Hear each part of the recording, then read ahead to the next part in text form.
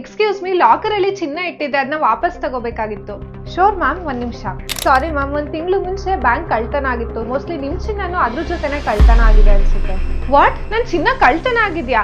ಅದೆಲ್ಲ ನಂಗೆ ಗೊತ್ತಿಲ್ಲ. ನನ್ ಗೋಲ್ಡ್ ನಂಗೆ ವಾಪಸ್ ಕೊಡಿ, ಇಲ್ಲ ಅದೇ ವ್ಯಾಲ್ಯೂ ದುಡ್ಡನ್ನ ನಂಗೆ ವಾಪಸ್ ಕೊಡಿ. ನಿಮ್ ಚಿನ್ನನು ನೀವು ಬ್ಯಾಂಕ್ ಲಾಕರ್ ಅಲ್ಲಿ ಇಟ್ಟು ಅದಕ್ಕೆ ಆನ್ಯುವಲ್ ರೆಂಟ್ ಕಟ್ಟಿ ಅಕಸ್ಮಾತ್ ಅದೇನಾದ್ರು ಕಳ್ದೋದ್ರೆ ಬ್ಯಾಂಕ್ ಅವರು ನಿಜವಾಗ್ಲೂ ರೆಸ್ಪಾನ್ಸಿಬಲ್ ಅಲ್ವಾ? RBI ರೂಲ್ಸ್ ನ ಪ್ರಕಾರ ಫೈರ್, ರಾಬರಿ, ಬರ್ಗ್ಲರಿ ಅಥವಾ ಬಿಲ್ಡಿಂಗ್ ಏನಾದ್ರು ಕೊಲ್ಯಾಪ್ಸ್ ಆದ್ರೆ, ಇಲ್ಲ ಎಂಪ್ಲಾಯಿ ಫ್ರಾಡ್ ಇಂದ ಕಸ್ಟಮರ್ಸ್ ವ್ಯಾಲ್ಯೂಬಲ್ಸ್ ಏನಾದ್ರು ಕಳ್ದೋದ್ರೆ ಬ್ಯಾಂಕ್ ಅವರು ರೆಂಟ್ ಎಷ್ಟು ಕಟ್ಟಿದ್ರು ಅದ್ರ 100 ಟೈಮ್ಸ್ ಕಾಂಪನ್ಸೇಷನ್ ಕೊಡ್ಬೇಕಾಗುತ್ತೆ. ಇವ್ರದೇ ಎಕ್ಸಾಂಪಲ್ ನ ತಗೊಂಡ್ರೆ, ಇವರು ಬ್ಯಾಂಕ್ ಅಲ್ಲಿ 5,000 ಅಂದ್ರೆ 40 ಗ್ರಾಮ್ ಗೋಲ್ಡ್ ನ ಇಟ್ಟಿದ್ರು. Gold value 8,290 rupees per gram, ಅಂದ್ರೆ ಟೋಟಲ್ ವ್ಯಾಲ್ಯೂ 3,31,600 ಆಯ್ತು. ಇಂಡಿಯಾಲಿ ಆನ್ಯುವಲ್ ಲಾಕರ್ ಫೀಸ್ 1,250 22,000 ತನಕ ಇರುತ್ತೆ. 100x ಸಿಗುತ್ತೆ ಅಂತ ನೀವೇನಾದ್ರೂ ರಿಲ್ಯಾಕ್ಸ್ ಆದ್ರೆ ಇದು ಡಿಪೆಂಡ್ ಆಗೋದು ಬರೀ ಲಾಕರ್ ಫೀಸ್ ಮೇಲೆ, ನಿಮ್ಮ ಗೋಲ್ಡ್ ಮೇಲಲ್ಲ.